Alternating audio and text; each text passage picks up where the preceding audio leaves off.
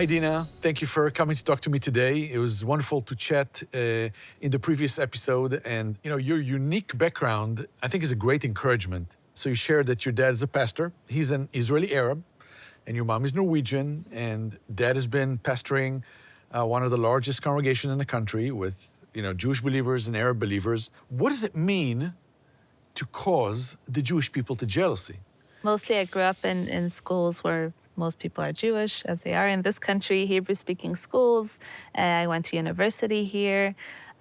So I've always been surrounded by Jewish friends. Israelis are very diverse with their backgrounds. Some are religious, some are super secular. I studied at the Technion, which is sort of like MIT. Right, in the Israeli States. MIT. Yes. Yeah. So people are very into science and engineering, and you don't talk the same way with each person you meet, as all believers should be. I think we're an example in our actions, in how we speak, how we treat other people. I think people assume here that, the religious Jews, they know the Bible. And Which is not true, by the way. Well, we can talk about it, yeah. Exactly, it's not always true. So how do you, who's not a religious Jew, why do you know Bible verses? Why do you know the stories? Why do you talk about a Messiah, about Israel?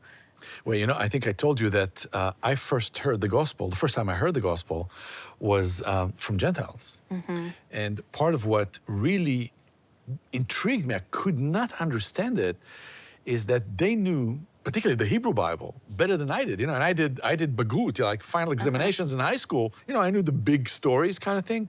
And I was shocked. I said, well, how come you know our Bible? I understand you guys have a New Testament, whatever that may be. I've never seen it, but isn't that what you're supposed to know? And the Hebrew Bible is ours? And I think many of our viewers that may have Jewish friends or neighbors or coworkers, and they want to share the hope they have in their heart with them, they don't know how. As a Christian, you know the Hebrew Bible. Mm-hmm. It's shocking to Jewish people. It's absolutely shocking. Yes. And so that's a positive jealousy, I think.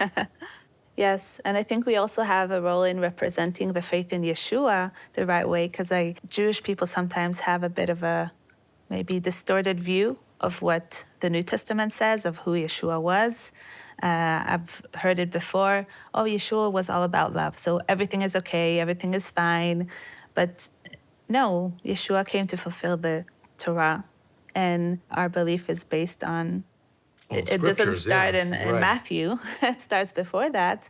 And God is the God of Israel. So it's one full story. And I think it's important for us to show that we know the whole story. Right. And there's a reason why Yeshua came. Knowing the Bible and also knowing the place of Israel in the Bible. Stands out. Yes. I've been talking to some friends who, live outside of Israel, Gentile Christians. And they ask me, well, how can we encourage our Jewish friends? And I tell them, look, probably anytime, but especially these last 2 years, Jewish people feel as a persecuted minority. They feel that they are threatened, that they need to conceal the fact that they're Jewish, or something bad's gonna happen to them. And as a Christian, as a follower of Jesus, this is a great time to go and encourage, not to get anything, but really just to stand there. If you understand the place of Israel in God's plan and in the Bible, just stand with your Jewish friends at this time. Mm-hmm. So one example that a friend of mine told me, he's a pastor of a Christian church in a large city in the United States, a city with a large Jewish population as well. When antisemitism and negative expressions toward Jewish people started to rise up in the United States, he contacted some rabbi friends of synagogues in his city. They discussed doing some sort of a solidarity evening together. They called up quite a few pastors and rabbis, and some accepted, some didn't. Mm.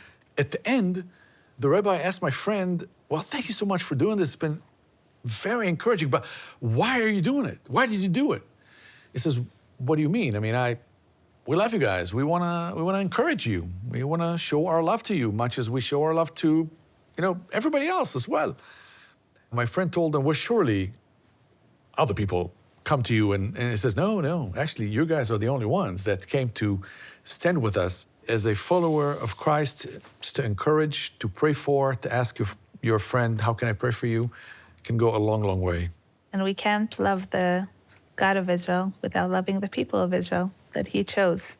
And I think that's a big statement that we should be holding on to as Gentile believers. And as you said, especially in times like these when Jews feel persecuted and we see the rise in antisemitism around the world. Dina, thank you so much. It's been so encouraging, and I really appreciate your time. Thank you.